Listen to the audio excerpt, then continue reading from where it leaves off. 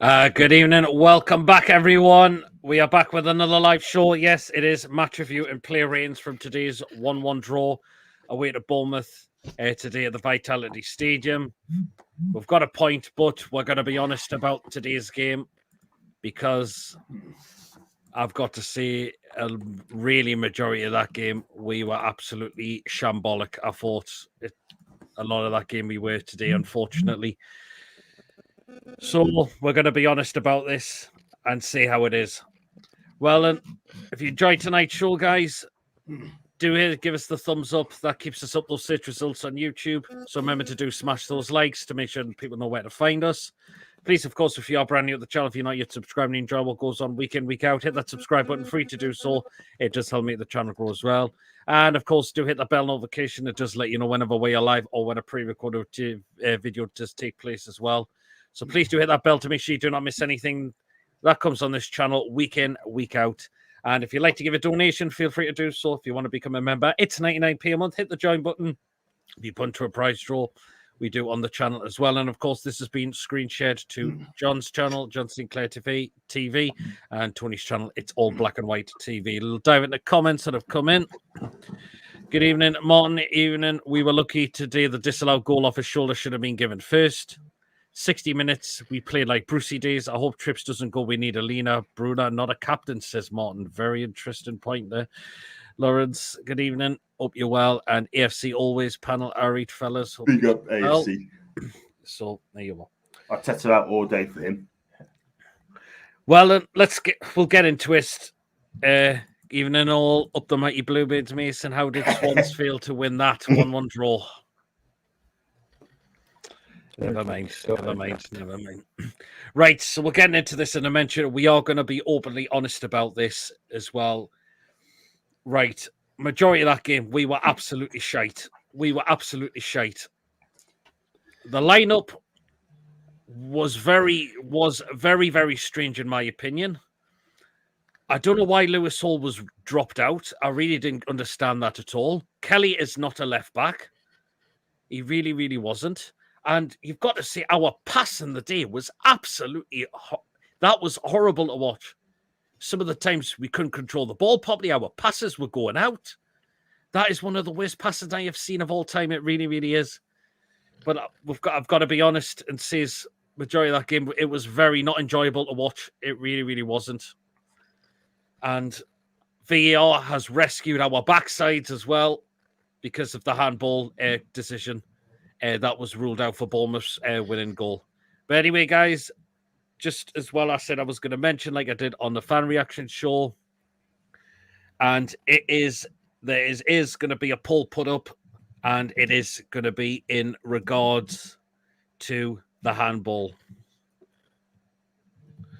So there you are. Poll is going up, guys. So remember to get voting, and we'll keep that running throughout the end of the show. And we'll get your thoughts on what, and let's see what other people have voted as well and get their thoughts on it as well. So, yes, Arteta out 100%. Says AFC always. You heard Eddie go you heard Eddie Howe go and have a work with Joe Linton about calming down. Joe Linton was brain dead today, unfortunately. What are doing? Well, he could have lost his head today. I don't understand. Hey guys, hope you're well, Ian. Absolutely awful game. Brucey Ball at its finest. Eddie Howe, fanny around. I'm telling you right now, we will be sacked this season. I don't care what anyone says. Says Brian. Shoot to the pod. Do you think Eddie Howe will be full-time England manager, or will he stick with Newcastle? That's a very interesting one. I'm still going to see he's still going to stick with us at the moment. Martin says Big Joe should have been sent off and given a huge ban for that attack. It was disgusting. He could have brought that was outrageous, and I don't know why he went and done that. Not to mention his performance was absolutely dreadful today. Joe Linton's performance was absolutely dreadful. The way he gifted the way he lost the ball for them to set up a counter attack and score. Question need to be asked, guys. We don't look sharp. Tactics very questionable. Transfer window about to close, and we still have so much work to do. Darren Neal's made some promises. Will he deliver? We need to see some movement now immediately because it's clear we are still lacking some signings which we really badly need within that side. But let's get into it, Tony. I mean, the lineup was very strange. Why did Lewis Hall be dropped? Kelly, as I mentioned, Kelly's not a left back.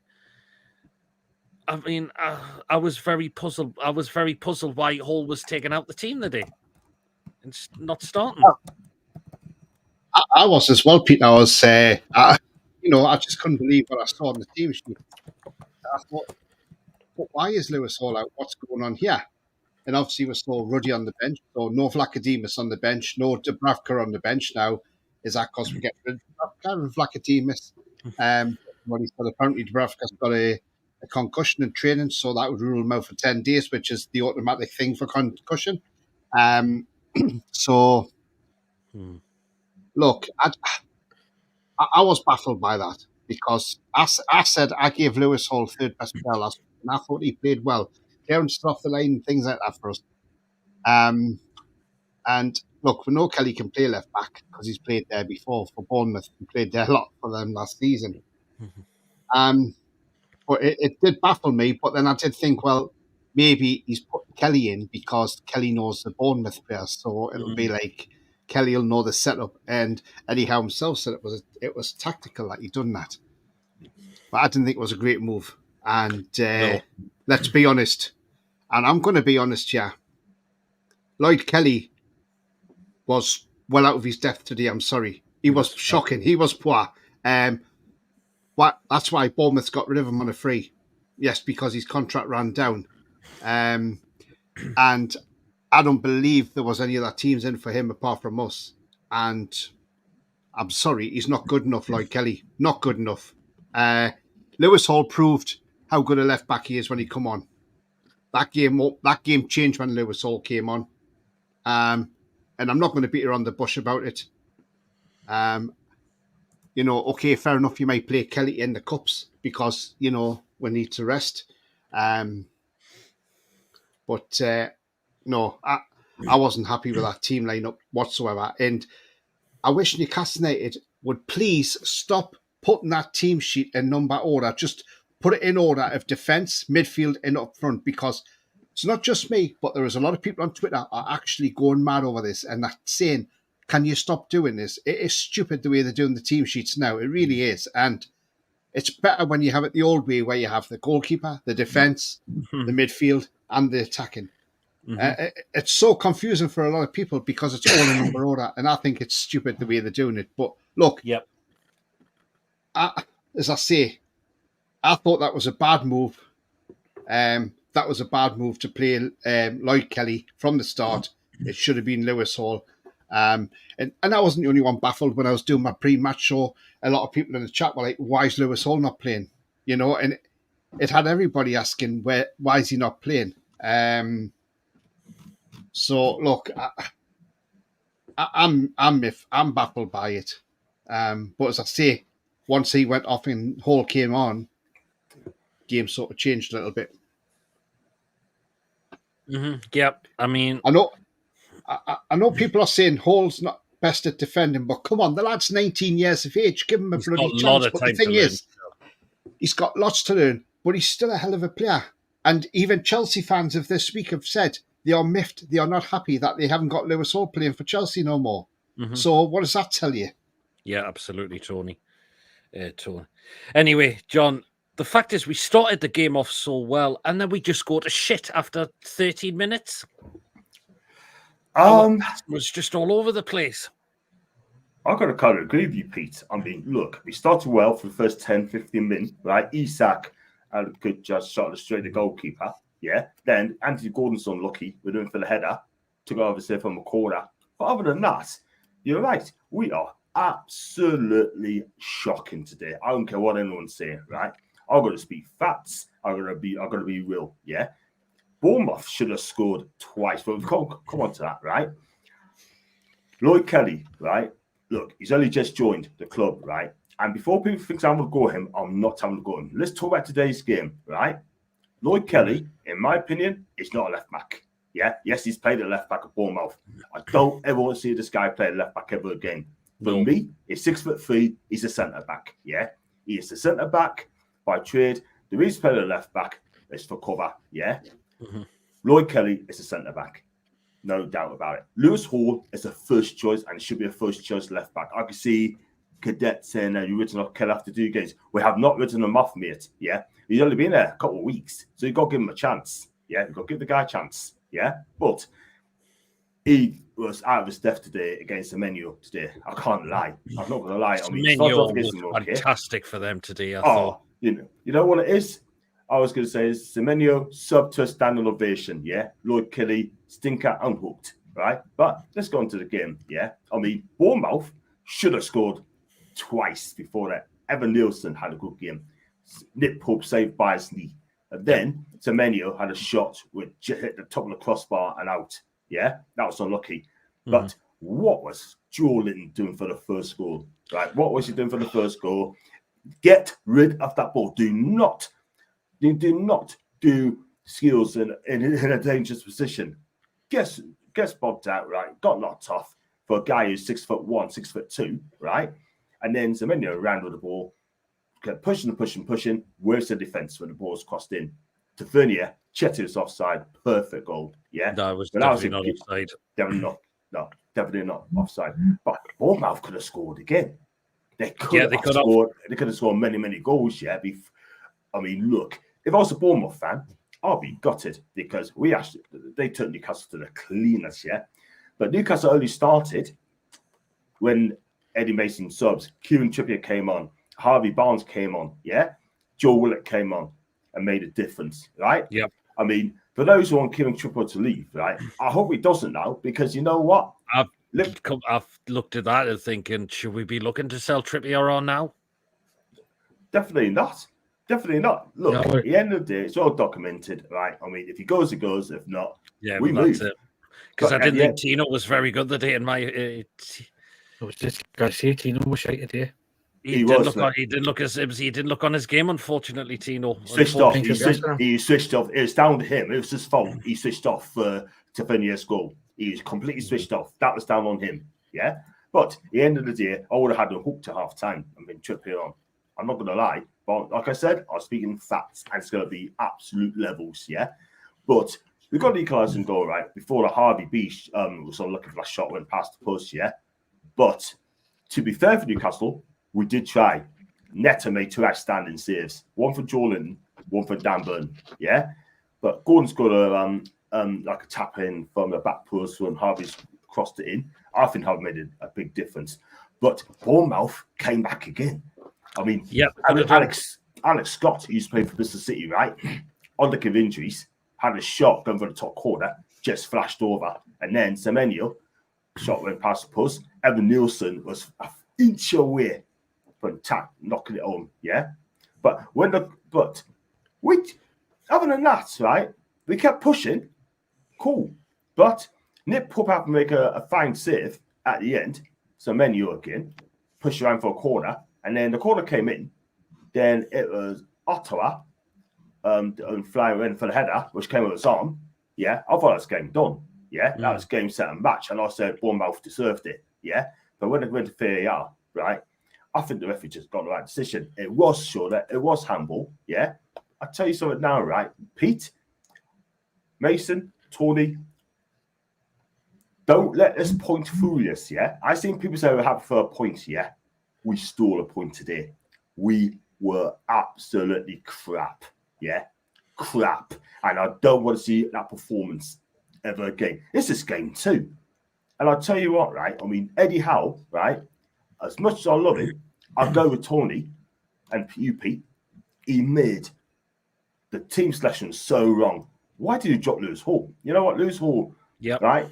As first left back, your bench, son. Lloyd Kelly's coming in, yeah? It didn't quite work.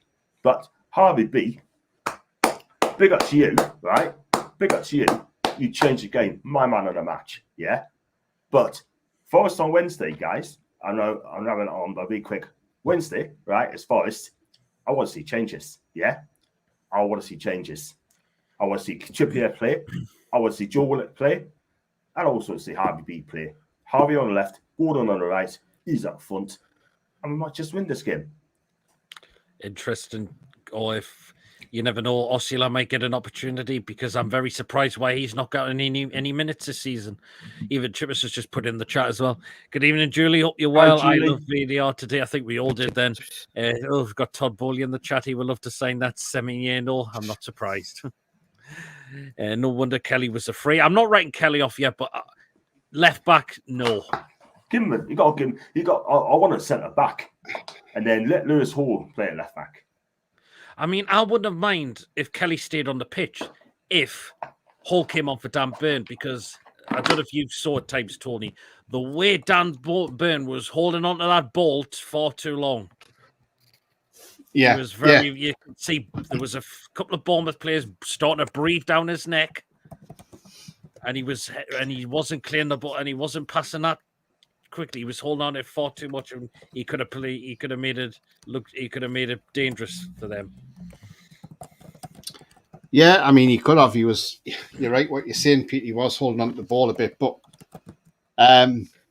he's one of those. He's one of the favourite players, you see. So well, he is. He's got the height as well. He did well in there as well. Yeah, the height's there for him as well. So obviously Kelly was probably made the scapegoat by Eddie Howe, but Eddie Howe had to make changes. He had to change that. Let's be honest. I mean, Isak put a lovely ball through across the box, which if like Gordon had been a little bit further forward, he would have got his foot on the end of that. That would have been the back of the net. Isak was at times on the right wing and coming inside. I didn't get that. Why is he on the right wing?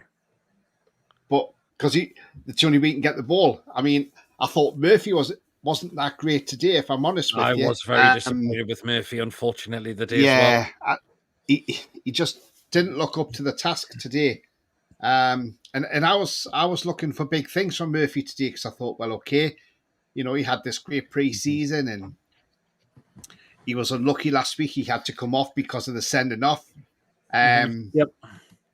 But look, I didn't think he was massively effective today. When Gordon went over to the right, he looked a bit more effective than what Murphy was. Is that where you go next Sunday against Spurs? Do you put Barnes left, Gordon right? We desperately need to get. I know we're wanting a centre back, but we desperately need to get another right winger in. We need a top class right winger. That's what we need. We are crying out for a right winger who can create and cross the ball.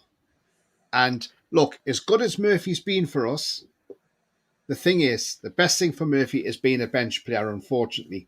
And coming on maybe for the last 15, 20 minutes or whatever. But for me, we have to go out there now.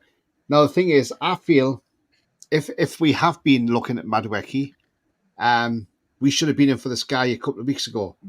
After scoring a hat-trick today, there's no chance we're getting him whatsoever.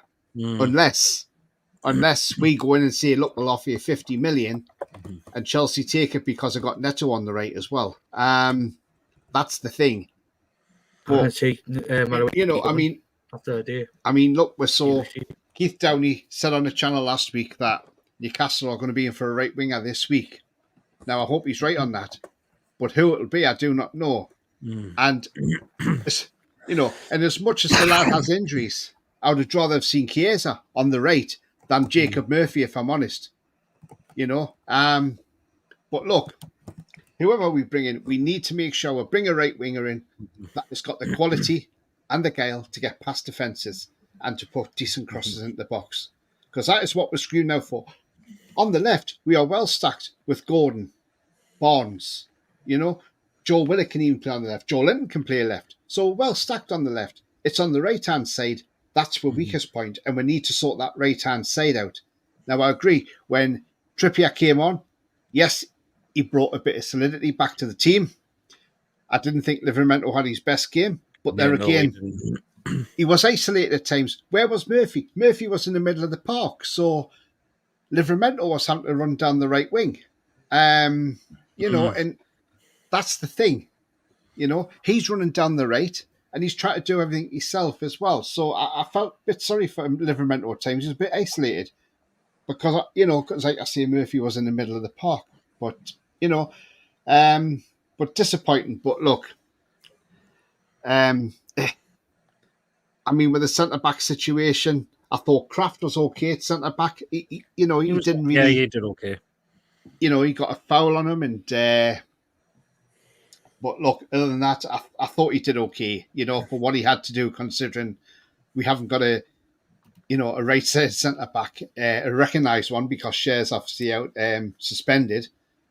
Because the FA wouldn't overturn the card. Now, if that was a cartel club, if that was Man United, for instance, or Arsenal or Chelsea, that red card would have been overturned.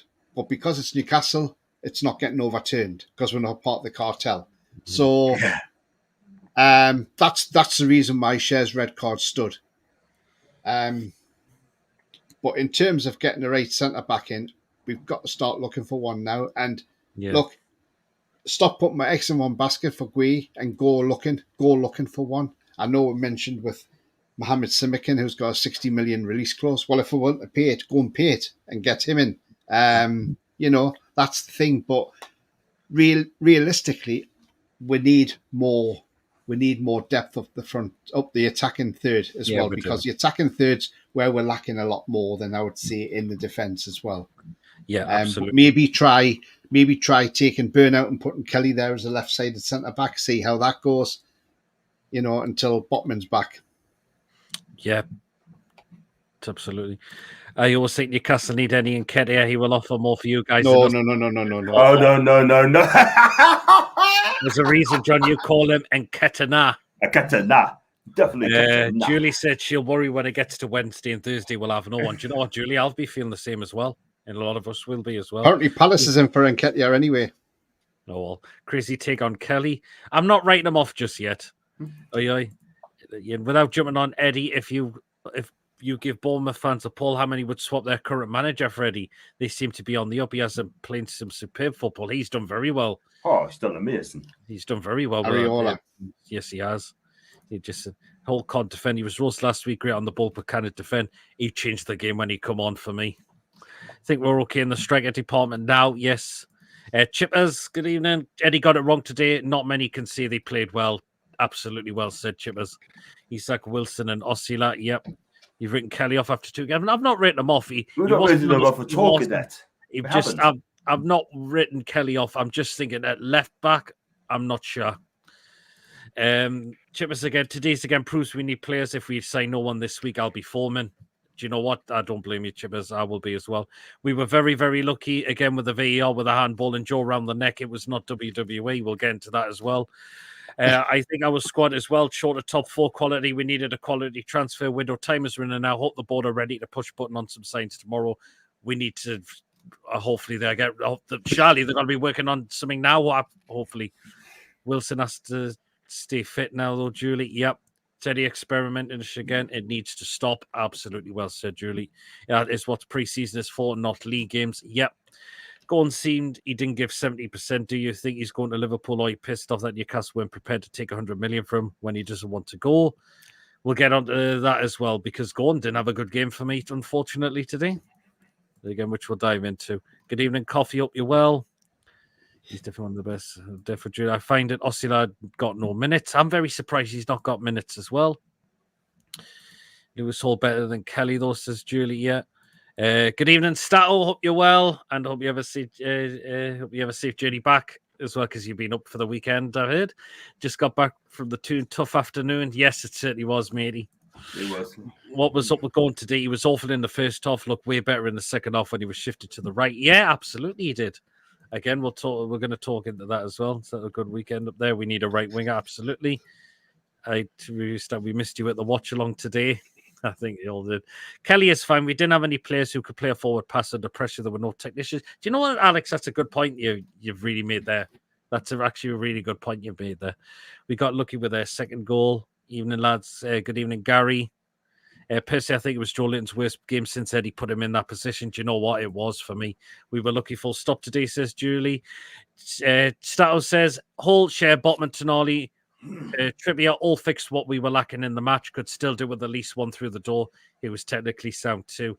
Very well said, Alex. We do need He's bottom so of back right. chairs, He's and we so definitely right. Yeah. yesterday. Miss didn't look the same without Toll. Tonali, he's going straight back in the side for me as well when he returns. Mayfinha was playing centrally in the first half, and Isak was drifting right wing. He was. That's what I said before. Yeah. Strange, yeah. We were bad selection, was wrong to put a positive spin. We got 0 points last season at Bournemouth, plus 1 point to James's part. That team won championship playoff final. Could say we are 3 points up on the same fixture, says Ruffeed. Absolutely. How many times did Bournemouth pinch the ball from us in dangerous position? They were all over. So many sloppy mistakes, not good enough, but good character to pinch a point. As I mentioned, it was our subs that changed it as well. That right-hand side had a big hole, which Trippier filled in as soon as he came on. Absolutely. You think it's time? Right, he's asking Stattle this, and do you know what? I'm going to answer the question for this as well. And my answer to what Chippers has just asked to Alex is yes. 100%.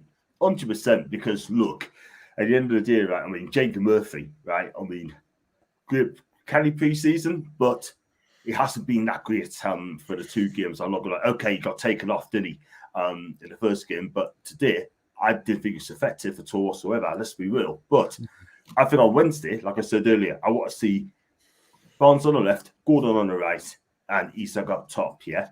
And that can make a difference because it's a Carling Cup game. I don't mind them change up a little bit, but also I see Willock in as well, yeah? And that's the thing. So hopefully, if he changes up, like, cool. But you got to give Harvey Barnes around the games now. You got to because I think he was brilliant. You have to. I can't see. Unfortunately, I can't see Anthony Gordon and Isak starting on Wednesday because he'll want to change it around a bit. He may start with Sula up front and then put Isak on the bench and bring Isak on the second half, maybe. Because we've got another game next Sunday to come against Spurs, and the thing is, what you don't want is to put Isak in against Forest on Wednesday, and then he gets an injury and he's out for the Spurs game. So, it's same with Gordon as well. I mean, Gordon probably could do the minutes, but I mean, Tonali, I think, will definitely start on.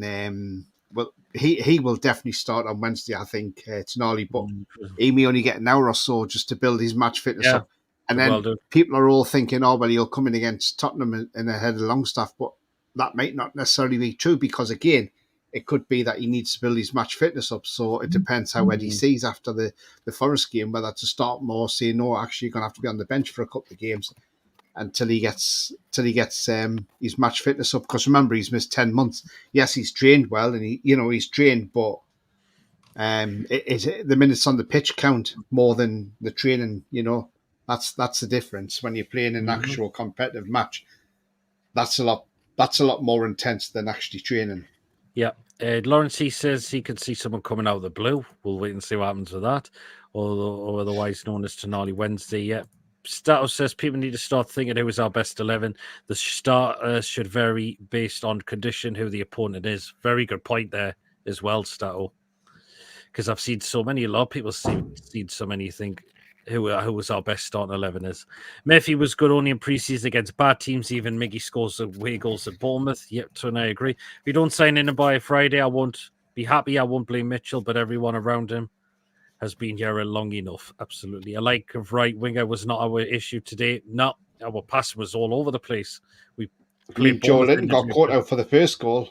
Absolutely. Minter's our future winger. Disgraceful being forced to sell the kid. PSR destroying football. It certainly is.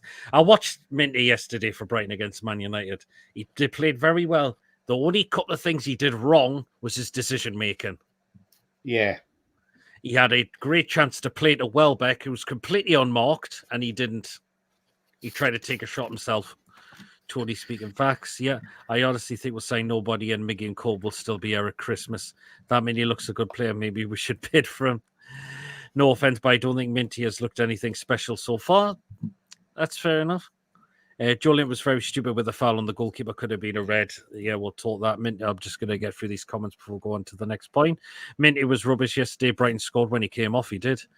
Neto got taught a lesson in choke slams. Jolien, good grief. Let Howe go to the FA and take the England post. He's got no big name draw. Yeah, absolutely. That's a good. I know you've been seeing that White Trout as well. So would you like to join our project at Chelsea Football Club? Can you admit that he's got lucky because that goal should have stood? Says Aidan. Interesting one. The Bournemouth striker for me was good. He nearly scored for them. Yep. Are you on the transfer deadline? Sure. Surely we'll have some activity on deadline day for a change. Hopefully we do. So there you are. You'll catch Alex and TD for that one, as always. Could be that he played less football than most of the summer. Sounds great. Looking forward to that long TDR show. Yes, I'm sure there'll be a cracking show that they're going to do on transfer day. Thought the ref was Sobel had no control on the game at all. He wasn't too bad, David Coote at times. Gordon Bonds, Willock and Kieran was awesome today. He did well when he come on. Jacob Murphy was poor today, but he wasn't the reason why we struggled. It was the back four. Nobody shown for the ball, no control, sloppy and passing. I totally agree with that, Alex. Gordon had a better game on the right than his preferred left. We need someone to help the Kiwi Messi, Chris Wood. Murphy wasn't so good today. He wasn't getting the service either. Nope. I felt that Isak was fiend on scraps all game. That's it. He was. He was. Midfield, he had a spell where he took on the entire Bournemouth midfield that got me off my seat, but then he passed it on the right to nobody. Absolutely. Minty was awful against Man U. Agree, very sloppy passer and dithering on the ball. They bossed us for large periods. Spurs would be determined to get a result against us. Given their last two results at St James's Park, we need a huge improvement. Well said, David. Worrying thing is what Eddie Howe said about transfers after the game. Sounds like we have been in for players other than Gabe, but we've been overpriced or we've been knocked back / outbid. Could well be. What's the take of that one, Pete? About we made a bid, but you got knocked back. I mean, do you think that's true? We've tried, but the gay situation, we've wasted so many days on this one. That's been our problem. We've wasted over 2 weeks on this, Pete. Yep. Nearly 2 weeks. Could John shows all his Japanese dance and skills to raise the mood? We should be packing more of a punch with the squad than we are in the air since takeover. No FFP was a major obstacle last season, but this window has been soul destroying, says Mick. Pope's distribution was kind of bad today, but he made saves that Dubravka would have leaked in, says Coffee. Absolutely. Would you lads have taken a point before going into the game? I personally would have, but not sure if that's the pessimistic. It's Bournemouth. We should be looking to beat them. It is Bournemouth. We should be looking to beat them. Yeah. Right. We made them look like Brazil. Paul says, was it a handball? I've said it was handball. Yes. Anyway, Mason, Joe Linton, what's he doing giving the ball away in that position to set up their first goal? I mean, I don't know what he was doing. He's trusted Murphy because Murphy was neighbouring Murphy. Oh, Mason, I think your audio's cracking up a bit again. I'll come back and then. Oh, was that better? Try again, Mason. Yeah, it was. Yes, that bit better. I think. Yeah, that's. Murphy. Oh no, it's crackling. Yeah, it's crackling up again, Mason.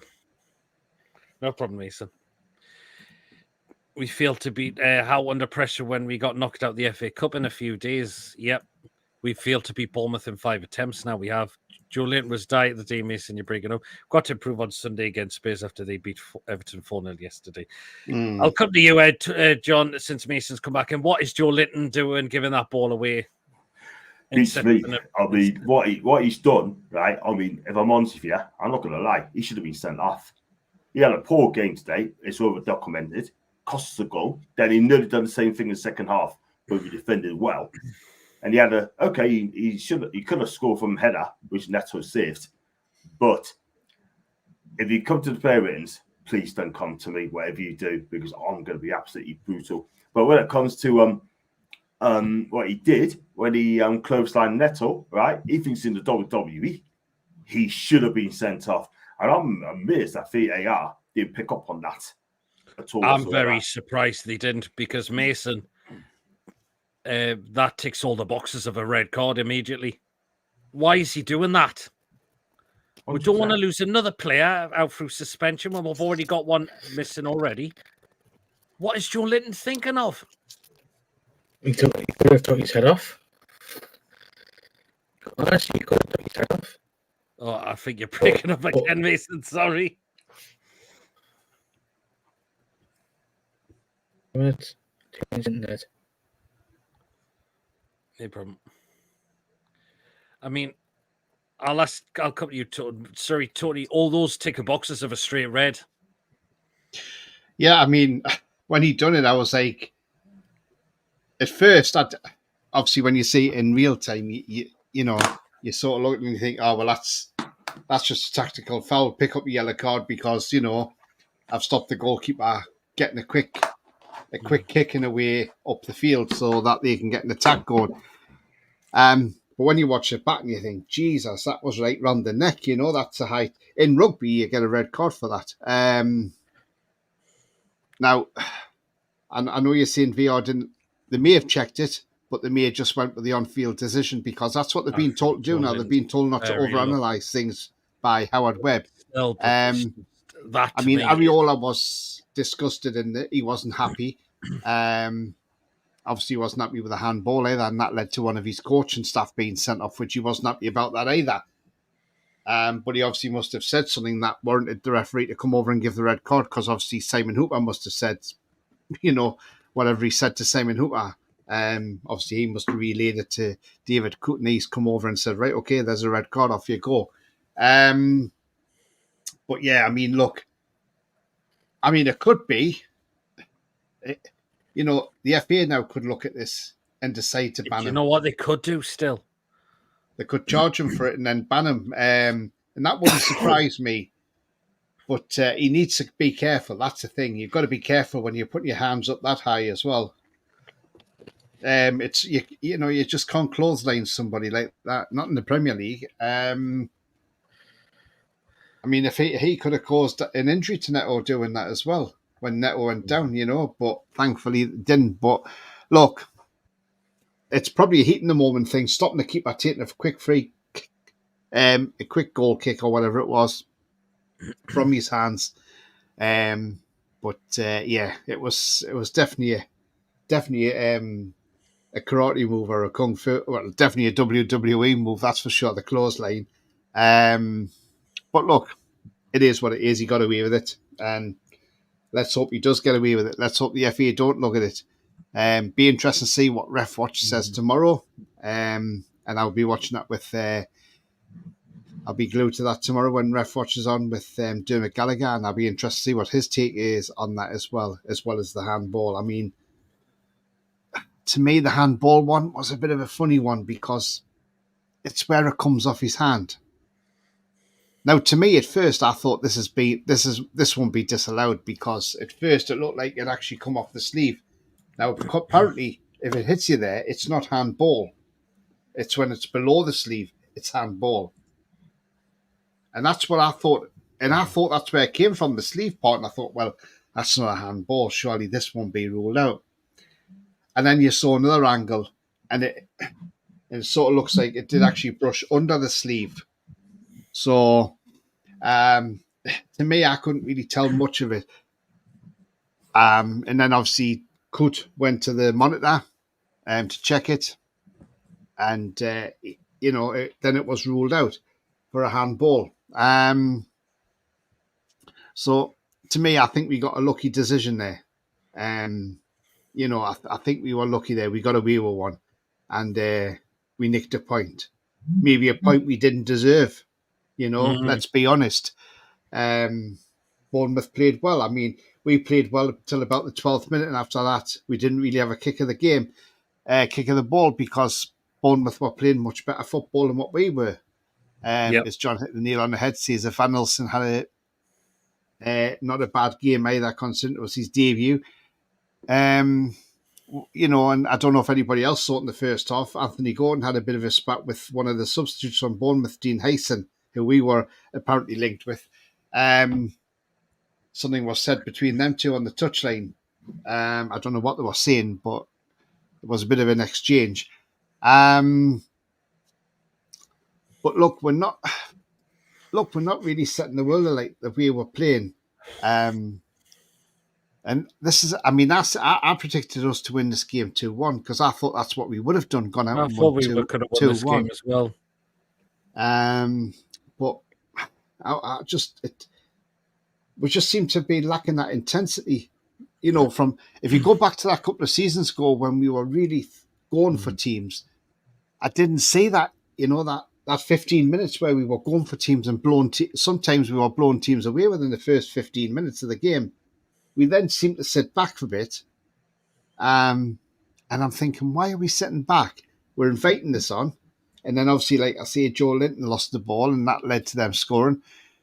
Jacob Murphy, again, nearly happened to what happened to him in Japan, where he was messing about with the ball near the touchline, or the goal line. And, they took the ball off him and that could have led to a goal. Thankfully, it didn't. Well done. Where in Japan, when he tried to shepherd the ball out, the guy kept it in and passed it, and they scored from that. So yep. I thought Jacob Murphy would have learned from that in Japan, and he still hasn't learned from that because he's still dilly-dallying around there. And, on the byline, he's just got to get rid of it. Just get rid of it, Don't dilly-dally with the ball. But, yeah, I think we got lucky today, let's be honest. And we've got to massively improve now. I know David's saying there, what's the odds on Anderson scoring in midweek? Look, I watched the Forest game yesterday, and I'm going to be honest with you, Elliot Anderson wasn't that great, let's be honest. He was poor. Even the corner he put in was really, really poor. He took a corner, and I get it was a deep corner for Chris Wood, but it was way past Chris Wood. He got subbed off, but to me, I looked at Elliot Anderson, I thought, if we've got 35 million for him, we've done bloody well, because he weren't that great yesterday. Not at all. Yeah, fair enough. Neither was Alanga. Yeah, totally, yes. Absolutely. Where am I up to with my comments? Joe Linton went back to 2014 with today's performance. He said, is Ruddy our number 2? Was the Forest goalkeeper we signed injured or something? Surely we can't be relying on Ruddy if Pope gets injured once again. Well, there's rumours of Lacademos going out on loan. We're still apparently Dubravka was missing due to concussion, apparently. Paul says we've got to win on... want Vlachodimos, by the way. We've got to win on Wednesday night, says Paul. Yeah, I still think no dubs on the bench means he could be gone, says Chip. That's interesting.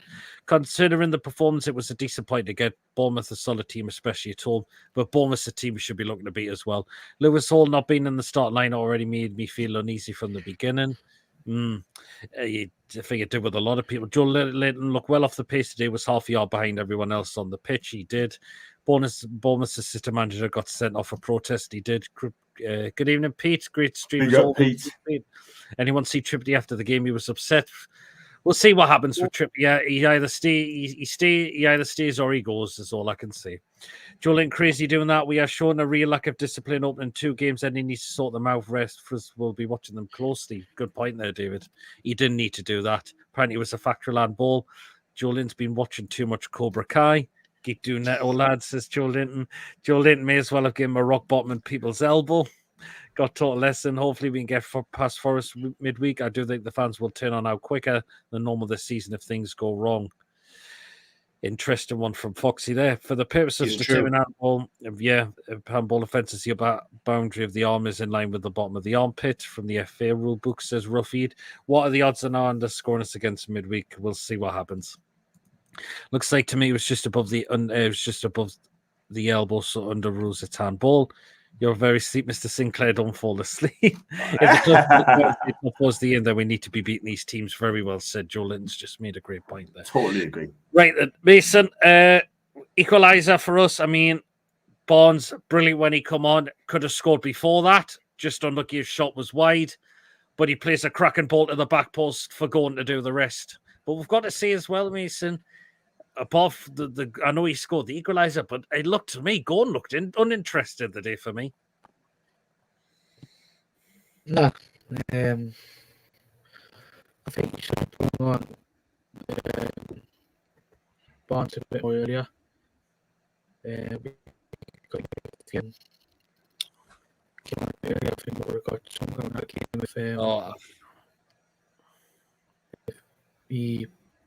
if we somehow managed to bring him on earlier, but luckily enough we got that goal by Gordon, but I think Gordon was off it again today. He did. He was. I think hopefully needs to start on Wednesday night first, because I think if we start first, easily if we start Barnes on Wednesday night, I think we could get something. If we make it again, It's going a bit crackly at times, just a little bit. Yeah, I think if we start falling Barnes on Wednesday night, I think we'll get something out of the game. Interesting one. Interesting. I think we all need a major signing this week to lift all our spirits. You might Mason Mickey lose your connection with the mic, Mason. You might have to just do something with your mic there, Mason, to stop it from doing that. So, yeah. But the fact is, John, we can't continue playing like this. Imagine if that was Man City playing. If I imagine if that was Man City we were playing. Or Arsenal. Yeah. Pete, you're absolutely right. I mean, look, we're a million miles away from the teams that mentioned it. I mean, yeah, we've done well against Man United, but at the end of the day, right, we need to fix up because we've still got players there going through the Ashley years, yeah, and it's not good enough. We need to change it up, and that's down to Eddie Howe. He knows that he's got to change it up, like, do you know what I mean? Mm-hmm. And also, he has got to talk to Paul Mitchell now and tell him, look, you have a backers or do something about it because, look, we need players here, yeah? You just sold 70 million on Elliot Anderson and Minty, right? Or close to 70 mil, right? Where's that money gone?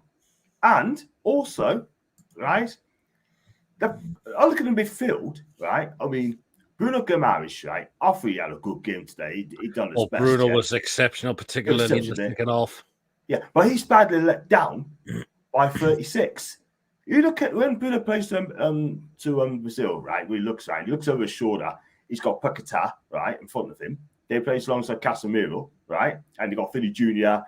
and all the top quality players as well. And then when he looks over his shoulder, he's got 36 next to him, yeah. And he must be thinking, this guy ain't good enough. He's not on my level, yeah. I mean, I didn't think Longstaff was great that day, unfortunately. He was. I mean, was he the worst player? No. Do you know what I'm going to say? He wasn't the worst player. But again, it's the slowness from Longstaff every game.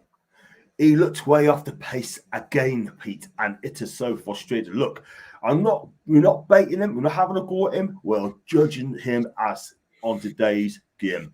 He looked slow, too on pace. He also got muscled off so easily. He gave away a free kick in a dangerous area, right? But other than that, he didn't offer much, yeah? But all these fans who love Sean Longstaff, he works hard, this and that, and top that, right? He's been on a club, right, since Rafa Benitez. That's back in 2018, 6 years now. So I asked the question, what has he improved? Because I tell you something, he hasn't improved a lot. All he's good at is running around the pitch. That is it. I mean, Tony Longstaff today.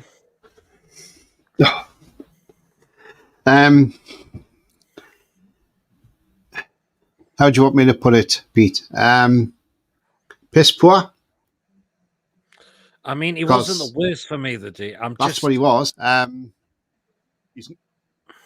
He wasn't the worst player on the pitch, but he was still poor. And look, when he went off and Willock came on, we looked better in that midfield three. Look at what Willock does. A fully fit Willock, the way he can drive with the ball, the way he can drive past players.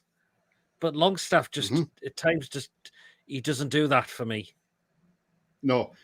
And I think once Tonali's back, once he's got his match fitness up, because this is what I've said, people are expecting Tonali to walk straight back in the team, and it doesn't work like that. He'll probably get an hour at Forest. He'll start against Forest. He may get an hour, come off. He may even be on the bench against Spurs, and Longstaff will play. Then he'll come on, say maybe for half an hour, build his match fitness up. Because it takes time. He's been out for 10 months because of a ban. Yes, he's been training for those 10 months, but he hasn't played a competitive game, and that's what people are forgetting. When you haven't played a competitive game, it's going to take a lot. Yeah, but even they're not competitive, Pete, but it's going to take a lot. It's going to take a lot for him, for Tonali to get his match fitness back, and that could take 3-4 weeks. So that may take him a month. Who knows? It depends how quickly he gets on with it. If he comes in and he plays a couple of cameo games, like say he plays on Wednesday now and plays half an hour on Sunday, who knows? He may come in and hit the ground running. He may hit the ground running first. He may play the whole game. Who knows? Nobody knows. But look, it's going to take that time. So people are going to give the lad time. So, when he's playing, I hope people don't jump on him saying, oh, look, he's not doing this for us. Because you got to remember, he's been out for 10 months. Give the guy a chance. Yeah. But I think once he is fully fit, Longstaff will no longer be a starter. He will be on the bench. Neither would I. Personally, I think Willock should be ahead of him. Yeah, Pete, facts. absolutely, Pete. Facts. Yep. 4 points could be worse. No panic stations yet, and 5 days left. We'll see, but we're just not convinced with the performances, Alan, at the moment. That's the thing. Whereas Tony is here now. We can't also be relying on tonight to come straight and make a difference. The lad hasn't played a competitive match in how long? He needs time. Bruno is carrying us at the moment. Exactly. Very well said, David. Villa got top 4 last season and drew away at Bournemouth. Not the end of the world for us. Could have been a lot worse, a lot to improve on, but if you can't pick up points playing poorly, but if you can pick up points playing poorly, that's a positive. Yeah. Lads, Longstaff is slow, but he ain't the problem of the day. As I mentioned, he wasn't the worst player. I'm sorry, lads, but the board have now backed Howe when they expect to get top 4. It's absolutely shocking. They need to back our manager. I feel sorry for Howe, but it looks like Eddie Howe's come out and said, which Mick's just commented, put in the chat. Bruno was good today, a level above, and although not scoring, I thought Isak looked very good on the ball. I thought he did as well. Doesn't look or sound good. Like Eddie has any say on any transfers? I tell you what, if Mick's comments is true, and it looks like it, that does not look good at all, doesn't it, Pete? Very, very true. It was. If we had a shoestring budget like some people are making out, we wouldn't have made the bids we have for Gay. Absolutely. We won't get the top 4 with Kraft as our backup, centre back at Murphy, and Fick and Almiron as our right wingers, says Clouds. Love Newcastle. Nice one, Paul. Start Willock on Wednesday until he's done, then bring on Longstaff on, not vice versa. That's a good point, Mick. Minty and Anderson money went to plug PSR gap of around 60 million, so not available to spend, says Rafid. There you are. Seems like board expects Howe to work a miracle. They need to back our manager. We need some more players in as well. We've got a Harry in from Texas. We got Harry, mate. You well. Bless up. Welcome to the channel. Minty and Anderson. Oh, I've just read that one as well. Yes, agree. Start Willock on Wednesday evening, lads. Can you see us getting a centre back and right wing before the window closes? I'm still going to say yes, we will. I am going to say yes, we will. Well then, on to the last other part of the show, and that is, of course, our player ratings. And we need help, says Paul. Absolutely, we do. Do you think Palace deal will happen? We'll wait and see. But I think we've wasted so many days on trying to get this done, unfortunately. Percy, I think thing is, Pete, there's a lot of rumours going around that Man City now, not for Gui, by the way, but there's a lot of rumours going around that Man City are willing to go to Palace and offer 80 million for Eze, and that Grealish could be on his way back to Villa. So, look, if for instance City go in and buy Eze for 80 million quid, then there's no way Palace will be selling Gay either, because they're going to rip that team to bits and they're going to end up going down, aren't they? I mean, look, can you see that happening? Eze going to City and Grealish going to Villa? I mean, that's a rumours going around. I'm not sure. It's a tough one. I don't believe every sign we made under Eddie was this sign, in my opinion, mainly Bruno, Botman and Isak, says Lawrence. Yeah, I agree with that.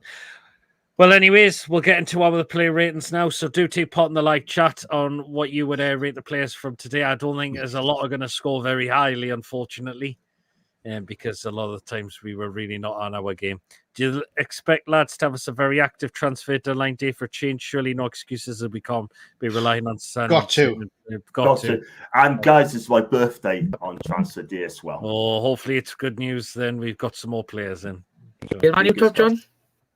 Again? It seems. Anyways, let's get on to it. Player ratings time. So take part in the live chat. I'll start with you, Mason, with Nick Pope. Kept it score as it was. Yep. It could have been more. I have made a few teams in the place in second half. Well, I think you're really crackling up again. Sorry. With these freaking headphones. Well, Yeah, now. no, it's still say it again. Say again. Here's the thing. It's a little bit better, but it might start doing it again. I thought Paul Gallant was on there for a minute. Oh, as I just said, I thought it was Have you unplugged the headphones, Mason? Try that to see if it's doing the problem.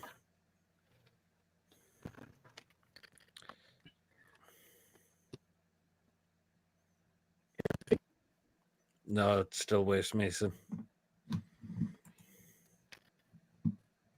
yeah, I was now.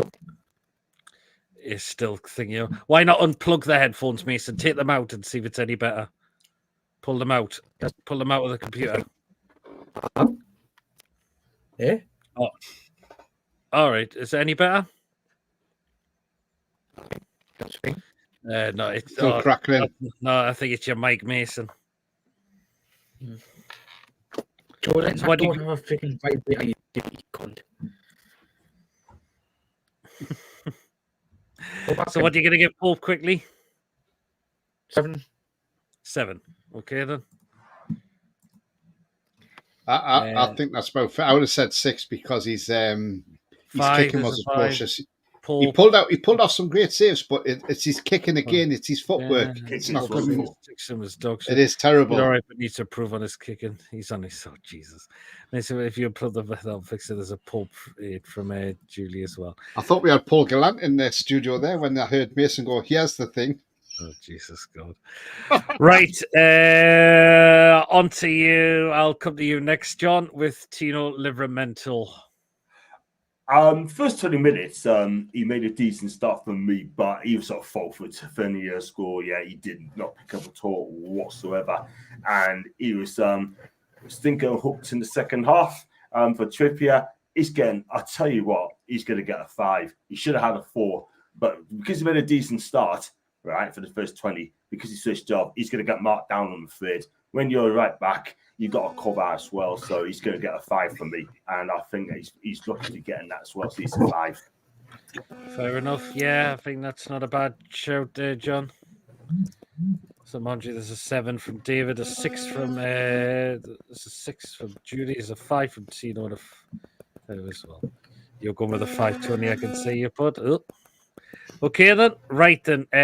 Back. We'll come to you, Tony, with Emil Kraft. Look, I didn't think Kraft was too bad, you know, considering he's a makeshift right centre back.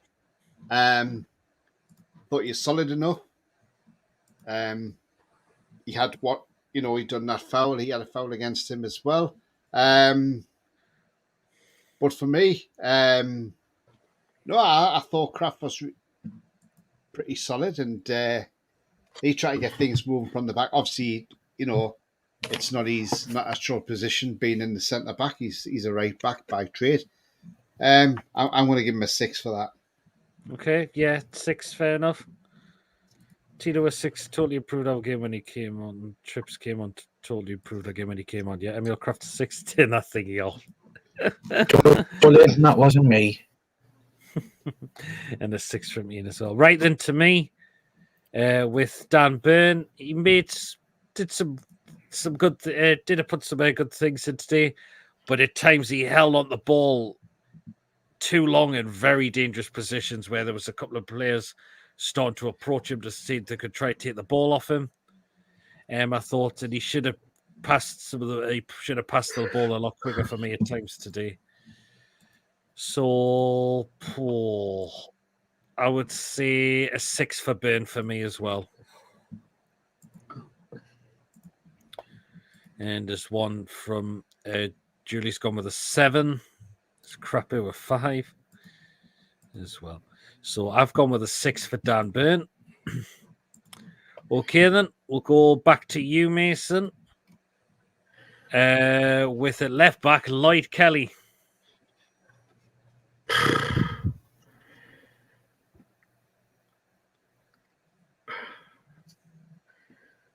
don't want to be too harsh on him because it was his full debut today. I thought he didn't do much. I'm gonna give him a 5. 5, yeah, I think that's quite. Yeah, I was all right, by the way. Yeah, that's better, Mason.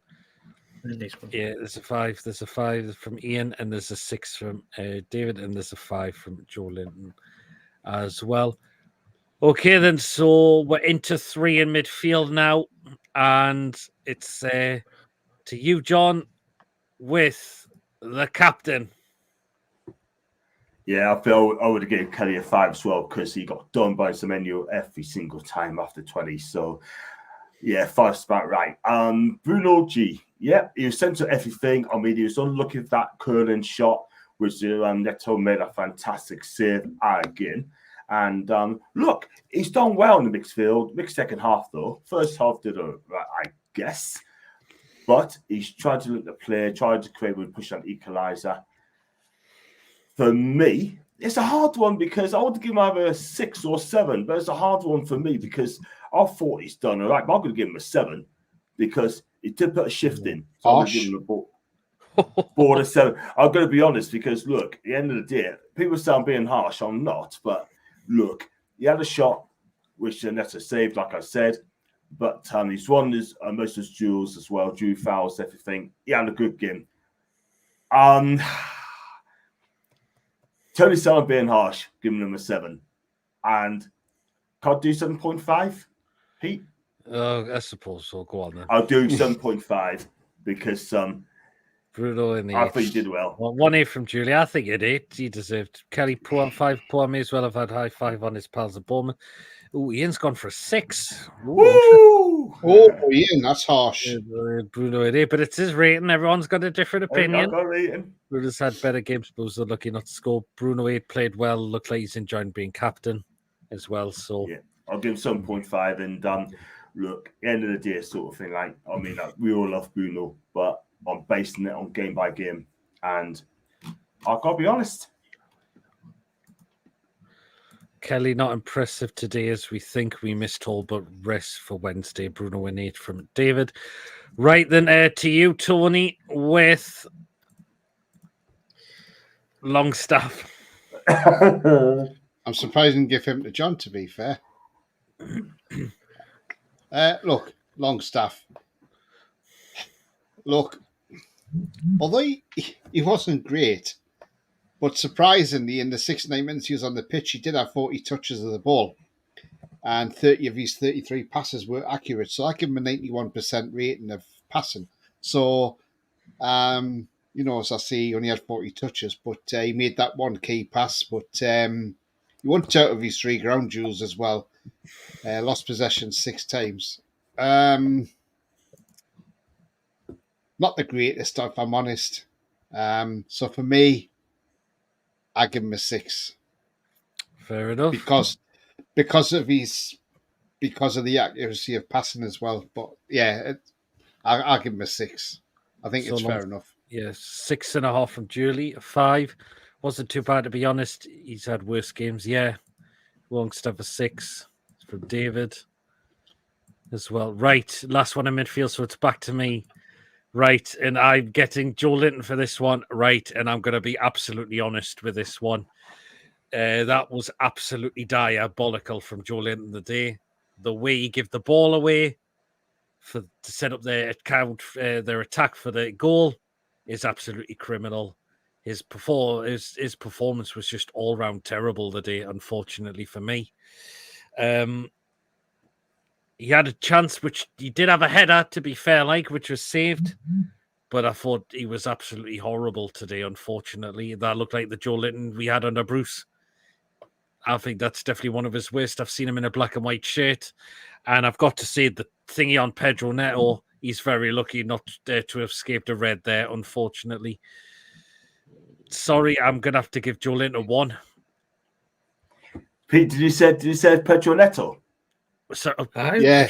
I didn't know Pedro Neto play and go for Bournemouth, you know. Pizza de Castor. Yes, I've gone on the wrong net. Oh, sorry, Joe Net. right, I'm sorry, but what Joe Linton did there was inexcusable, and there's no need for it, and he could have been sent off for that.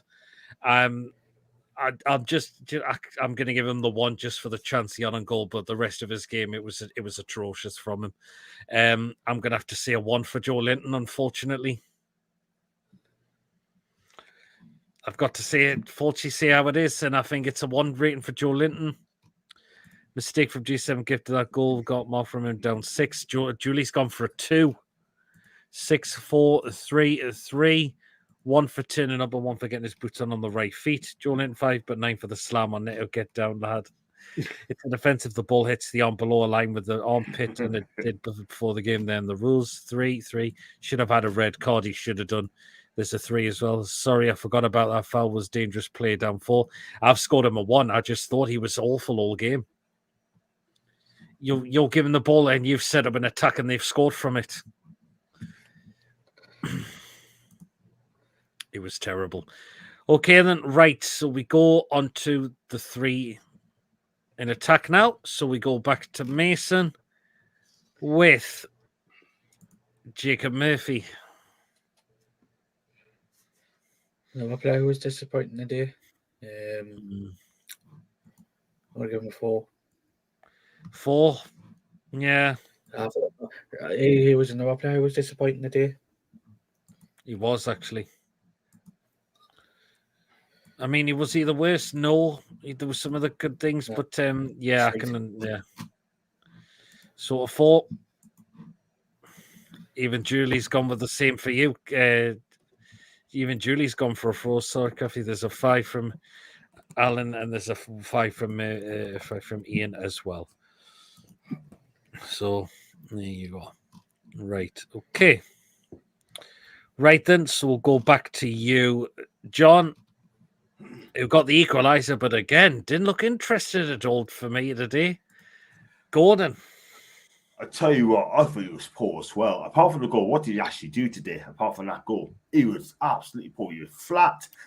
Normally, he is the heartbeat of an attack. We never saw that at all today. He didn't run for the ball. He didn't ask for it. He was very sluggish today, and he really took on this man. And I'm going to be honest. I said to you guys, I'm going to be honest. I'm going to be straight. What did he create? Not a lot. Not going to lie, but for me, even though he scored today, I'll give him a 5. But if he had not scored that today, I'll give him a 4. So I'll give him a 5 today. Fair enough. 1 4 from David, 6 from Alan. Ron scoring Murphy a 4. Going to 6 for the goal, otherwise 4. And Julie's gone for a 5.5. Right, last of the starting 11. Tony. Isak. Look, to be fair, I thought he started off okay. He ended up on the right wing at times, and he tried to get things going. He put a ball through the box, which if Gordon had been on the end of that, been a bit quicker in the box, could have led to a goal. He got a bit annoyed with Harvey Barnes, and rightly so, when Barnes got in the box and took the shot with his left foot. If he just passed that ball across the box, Isak was in prime spot to put that in the back of the net. So that could have gone in the back of the net, no problem. And you can see why Isak got annoyed with Barnes, because it was a bit selfish from Barnes, and he should have looked up and saw Isak standing there. So yeah, I mean, look, okay, his passing rate was only 61% today, with 11 out of 18 being accurate, and he only had 37 touches of the ball. He won one of his real duels, and he won 2 of his ground duels. It was quiet, but he wasn't getting the service. So if you're not feeding him the service, how are you expecting him to score? Yeah.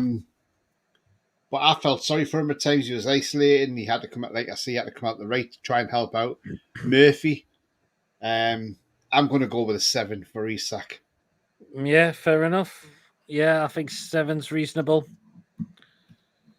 There's a 6 going, 7 for the goal. Goal was better on the right, 7 only because he scored. There's a 6 was quite lively at times. There's an 8 from David. Right, so like he's getting body slammed when he plays in space. Isak 60 service. He did well with the service he got. So yeah. Well then, so we're going to substitutes now. Right, so we made 3 at the same time. Right, I'm going to take this one, and I'm going with Harvey Barnes. Do you know what? Barnes was a game changer for me. I know he had the chance which he missed, but the cross he put in for Gordon at the back post was brilliant. And I don't think we've seen the best of Harvey Barnes still. I really, really don't. Do I think Barnes should be pushing for a start? I actually think he should. He does. I think he'll play on Wednesday, but I'll personally wouldn't mind to see an attack and 3 of Barnes, Gordon, and Isak. Even some people have said the same as well. And I think we should be looking to try that. I know we did that once, a couple of times last season. They well worked against Spurs, I thought. Why should we not look to do it? Because I personally don't think we've seen the best of Harvey. And I thought Barnes' cross for the equaliser was fantastic.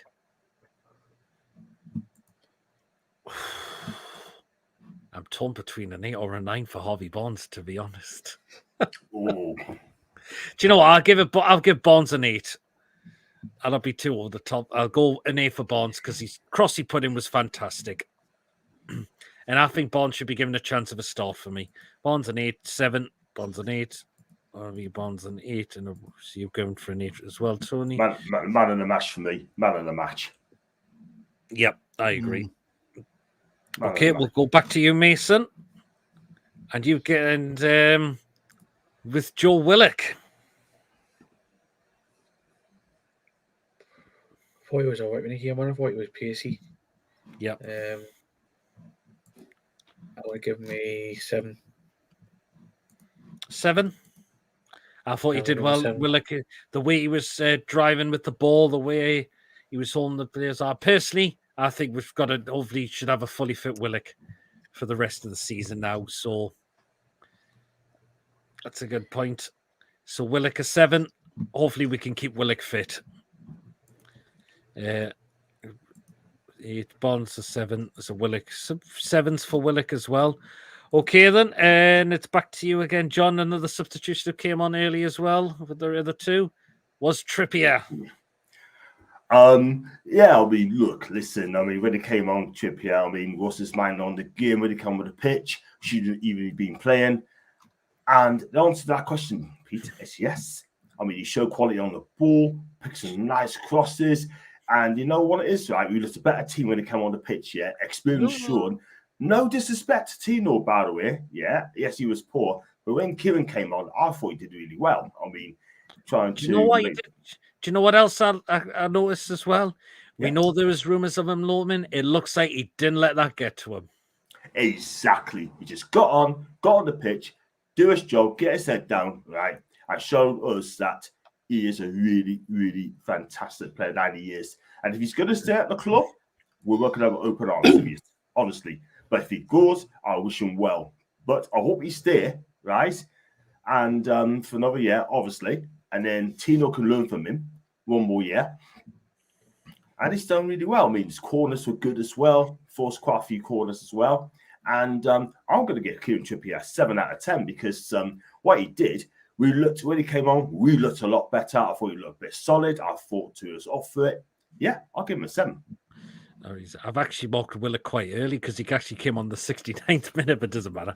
It doesn't matter. Well, can I just quickly answer Ronald's question there? I was watching the Newcastle game on the telly. I was watching the Swansea game on my laptop. No, well, this was watching, but I agree with a 7. Please stay, Kieran, or 10 for Julie. Trippier 7. Goal control was good and plenty of crosses. Yeah, my favourite player and was my favourite non-favourite 2 player before you joined us, says Julie. So 7 for Trips coming in. Okay, we'll go back to it's back to you, John. Tony. Yes, I've done John. So Tony, Lewis Hall.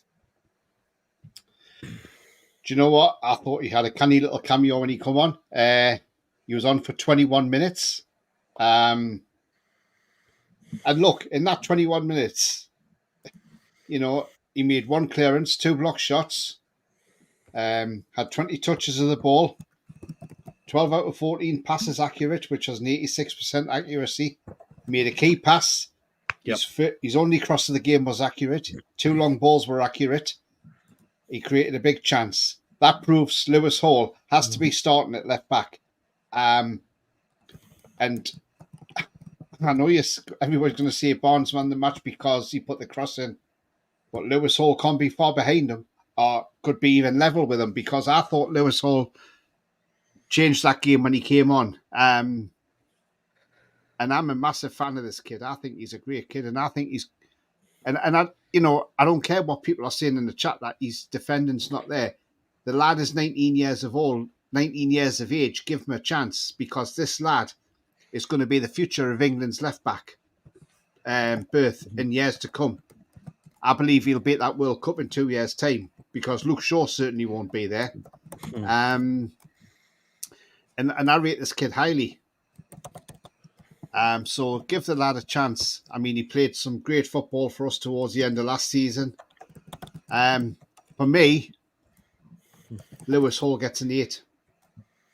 Nice one, fair, good one. There's a 7 because for David. Because like I say, the amount of, because when you look at his stats alone,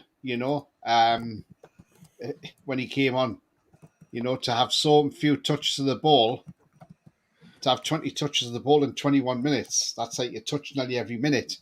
Yeah. And that he's got, 12 or 14 passes are accurate. And his only cross was accurate, and his long balls were accurate. Yeah. Says it all. So for me, yeah, definitely gets an 8 for me, and possibly even man of the match. Yeah. Dave says, evening lads, despite it being a bit of a stodgy performance, we struggle against Bournemouth, so to get a point away to them, I'm happy enough. Let's go smash Spurs. We need to improve on the performances, or Dave, is what I can say. It was all a 9 from Julie, was a 6 from Ian. All change of game for me. Was busy all the time he was on. My definitely maybe a boot Oasis forming again by Mason went over your head earlier. Julie could be going back in there. Really? And spot on, Tony, as Julie says, spot on with yours. Okay, then. So it is back to me. All right. It was the last substitution. It was Miggy, but on too late to make an impact. So Corey give him a rating or just a standard 5, unfortunately. Okay, then. Right. So the last few ones to rate. Right. Sorry, Mason. You're getting the referee, Mr. David Coote. Now, what it is, at times I thought it was alright. I'm just going to give him a 5 though. Cootie pie.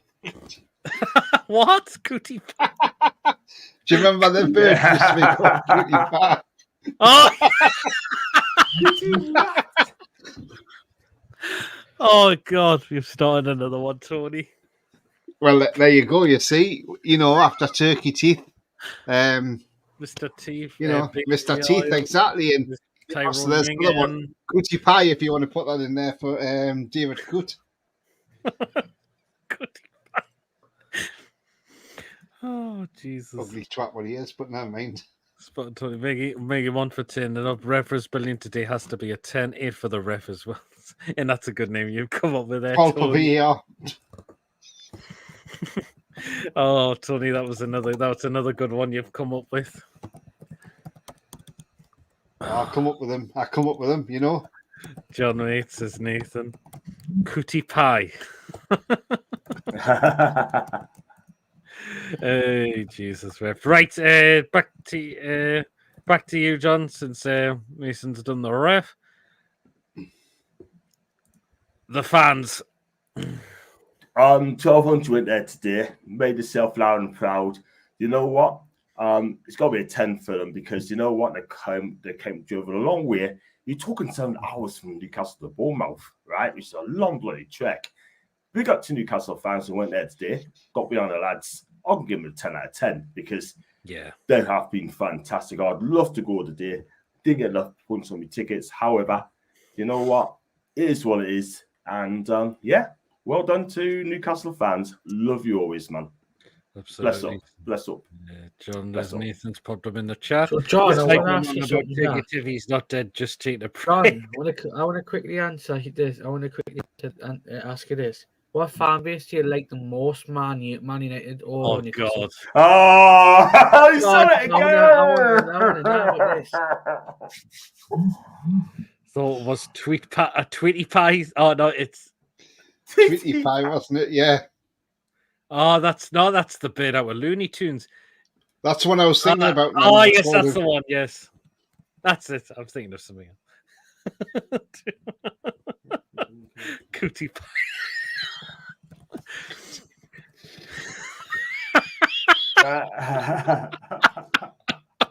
And last Sunday, Ethan Pinnock lived up to his name of Ethan Pillock, as I call him. He scored an own goal. Yeah, exactly. Yes, God. Yeah, Tweety Pie. But yeah, Tony's nicknamed him Cootie Pie. It was handball, that crazy trip on a Sunday 10 for the fans. People saying a little predator. Sorry, I'm late. Yeah, but it's fine. You just catch back on a rerun. Yep, Adoni. Yep, Okay, then, right. Last one, Tony. It is Eddie Howe. Oh. Well,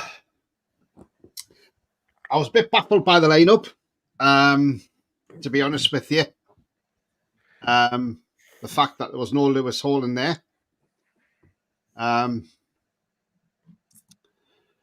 bit disappointing that we should have gone all out more in this game than we did. And Eddie sort of saying, yes, we lost control of the game, but then we gained control. Well, I'm trying to work out where we did gain control of that game again, because I didn't see a lot of gaining in control, apart from when the subs were made. Yes, okay, the subs, what he brought on helped the game, especially like Lewis Hall and Willock and Barnes, you know. But I'm afraid, look, I don't think it was the best lineup he's done. I think he maybe could have done better on this lineup.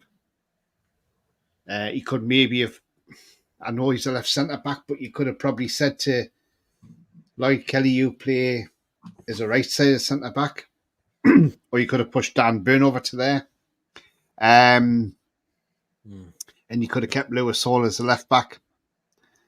But no, I'm afraid I wasn't impressed with the lineup. Yes, he may have got the subs correctly. But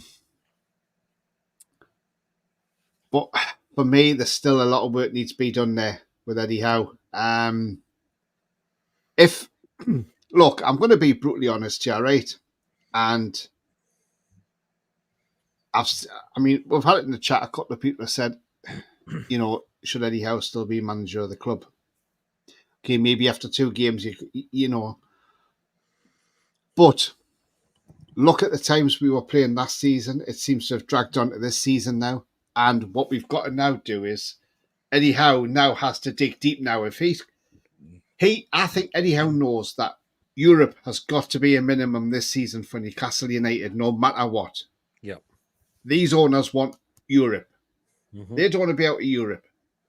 And probably they want Champions League, but they'll probably be happy with the Europa League or whatever. Yep. Now then,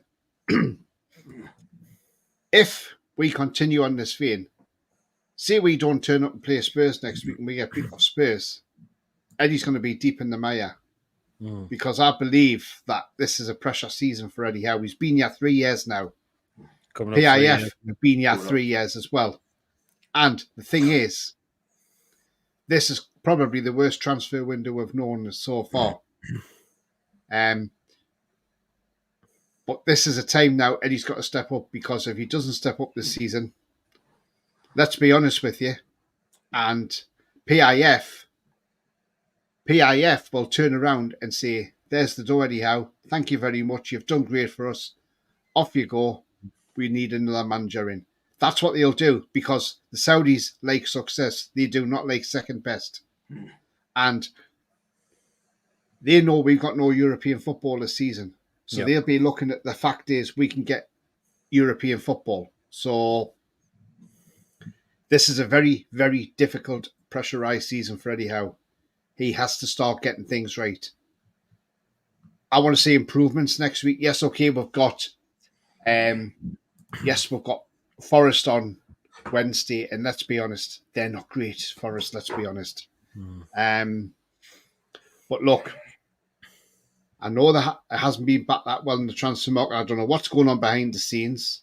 But there again, we don't know. For all we know, they could have deals lined up. And it could be a domino effect where one comes in and then another two follow.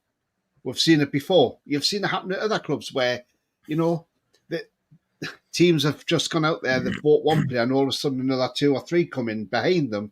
So you have that domino effect. And we could do the same, and it could surprise people. I've always said to people, don't be surprised. Somebody may come through the door at Newcastle United, may think, wow, I never thought we were in for him. I mean, what's to say, for instance, and I'm not saying I know anything about it because I'm not an ITK or anything, but all I'm saying is I'm just putting it this way. What's to say that, say, okay, we're looking at right wingers. What's to say we don't go out and get Kubo? He walks through the door and everybody will be like, wow, we didn't see that one coming. No, because like with Isak, we didn't see that one coming either, did we? Didn't. So you never know what could happen. Joe Pedro was due to sign, and then, and look, he's become a great player in the Premier League with Brighton. We know Brighton have spent 147 million already in this transfer window, and they're not done yet. And that's frightening to think with what Brighton are buying and their manager, who was only 31, by the way, outgunned Egghead yesterday. He totally outgunned Egghead, 10 slag. He totally outgunned him yesterday. And I've got to say that. And I'll tell you now, he's another manager. He's another manager who's walking the thin blue lane, and that is Ten Hag, because he's another one. I said Maresca could be the first manager. I wouldn't be surprised if it's Ten Hag the first manager sacked this season. I mean, that winner that Brian scored, I mean, it's a great goal, but that is some of the most embarrassing defending I have seen in my lifetime. Disgraceful defending, that wasn't it? A schoolboy errors, that was. But going back to Eddie Howe, look, okay, he got the substitutes right. I wasn't happy with the team. If we'd gone out and lost that game, Eddie Howe may well have got a 2 or a 3 for that team. But because he made the changes, I'm going to say a 6. Okay, but fair enough. There's a lot of room for improvement there. Can I say something, Carl? You said that if Eddie Howe does go under pressure, I saw a comment saying that Southgate. I tell you what, Southgate. No, thank you. Not be. No, it cannot be Southgate. I tell you what, if it's Southgate, then let's get beyond us. So 6 for Howell's, the last 6s and 7s have come in as well. Paddy Isak 2 deep ball game. Nathan thinks Kelly shouldn't have started. Percy think if we don't get Champions League this year, we'll lose Bruno, and even players like Isak will want away. We need Europe. We need 2 signs this week, and that isn't Eddie Howe. But doing it afterwards is on him. Says Ronald Knight Mason, don't be late for school. We got lucky to pass 2 games we have.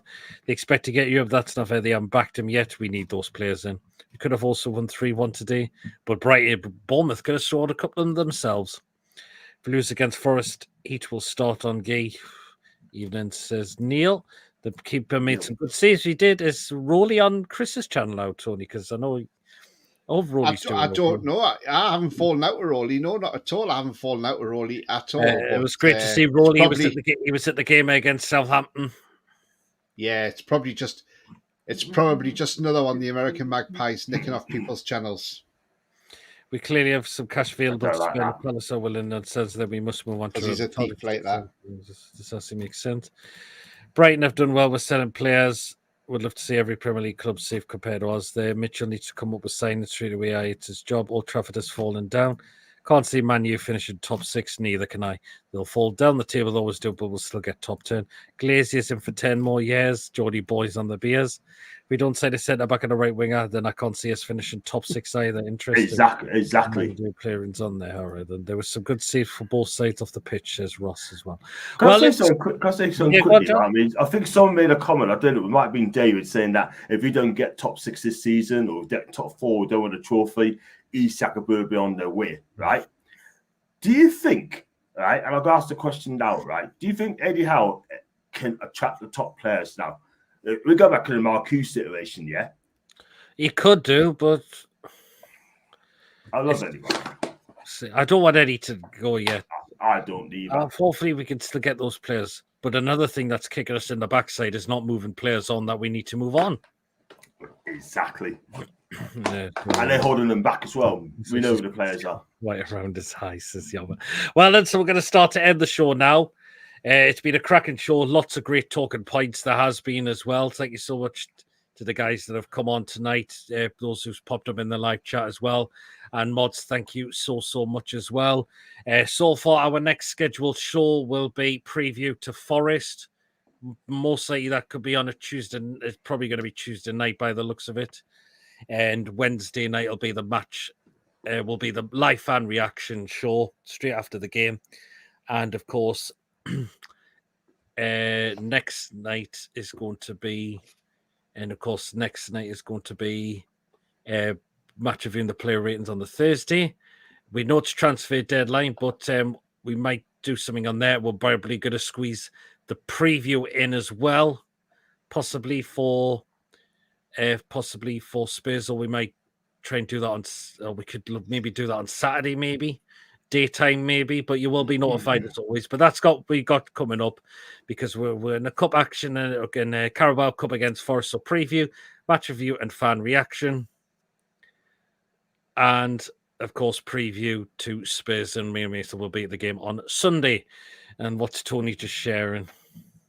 Did you see that? I don't know if anybody saw that yesterday, but that fan in the ground from Brighton with a seagull mask on, I thought was a Macam, actually, to be fair. God. But behind Ten Hag. That was actually behind Ten Hag. That's manager, isn't it? Bloody hell. But, it's...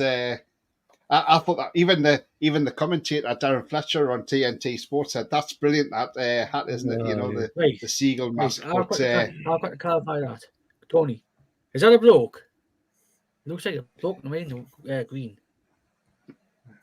Well, that's what I was wondering, Mason. Is it a man or a woman? I don't know. It looks very hard to. Yeah.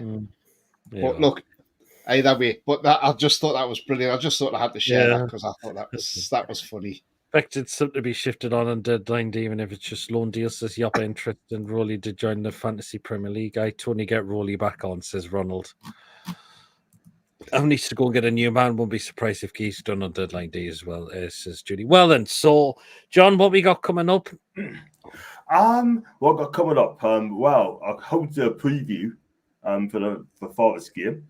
But I also wanted to do to a podcast show. But you're busy tomorrow, are you, Pete and Tony? Yeah, I'll be busy. I'm busy tomorrow. I'm out all day. Tuesday, doing the preview on Tuesday, are you? So we're going to be screwed for that, are we? I guess. But what about you, Tony? Tony, what you got coming up? I got nothing. I can't. I'm probably going to do a review show tomorrow in the daytime. So if anybody wants to join me in the daytime, more than happy to.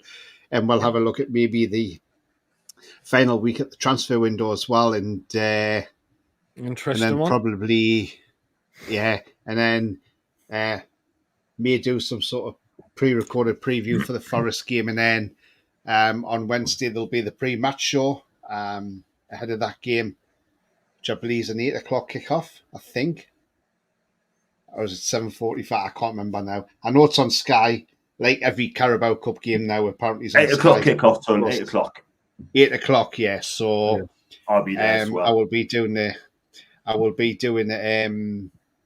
pre-match. So that will be at around 6:30 on Wednesday. When we have the return of Sandro Tonali. Yes, Mr. Peter already. He'll be back on Wednesday, and we can't wait for the Italian stallion to come back and get in that team. But yeah, place, fair enough. Yeah, looking forward to that. Another bloke that's a bird. Morning, how he also says Connor. So that's just not TV on Tony 8 o'clock. He says, look forward to Tonali Wednesday. Mason, do not assume agenda win it here and leave it. Right then, let's say, so we're going to start to end up, and then Julie with the Sandro Tonali. Cannot wait to see the guy back in action. Remember, guys, if you have enjoyed tonight, give us a thumbs up. That keeps us up those search results on YouTube. So please do remember to hit the likes. Yes, of course, if you're brand new to the channel, if you're not yet subscribed and you enjoy what goes on week in, week out, hit that subscribe button, free to do so. It does help me the channel grow. And of course, this has also been screen shared to John's channel, John Sinclair TV, and Tony's channel, It's All Black and White TV. So please do drop them a subscribe as well if you haven't already done so. And of course, do hit that bell notification. It does let you know whenever we're live or when a pre-recorded video takes place as well. So do hit that bell to make sure you do not miss anything that comes on this channel as well. If you would like to give a donation, feel free to do so. If you want to become a member, it's 99p. Hit the join button to become a member, and you'll be put into a prize draw we do as well on the channel as well. You are. So cheers, guys. Take care, all you as well. Ian, Tunali, the Italian Stallion.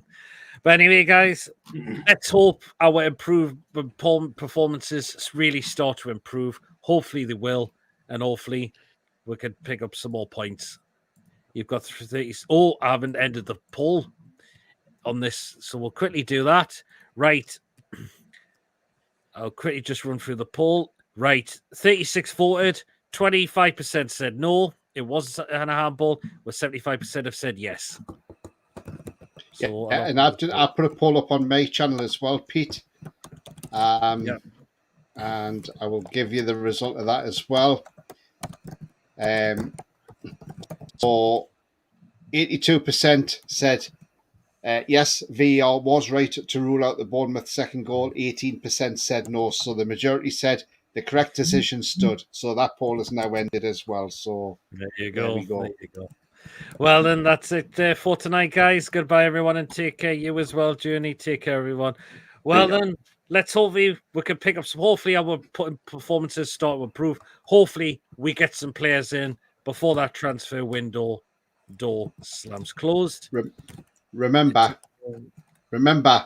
the future's bright. The future is definitely black and white, as I always say at the end of every show. Yeah, absolutely, Tony. Yeah, absolutely. Well, then, we'll see us all later.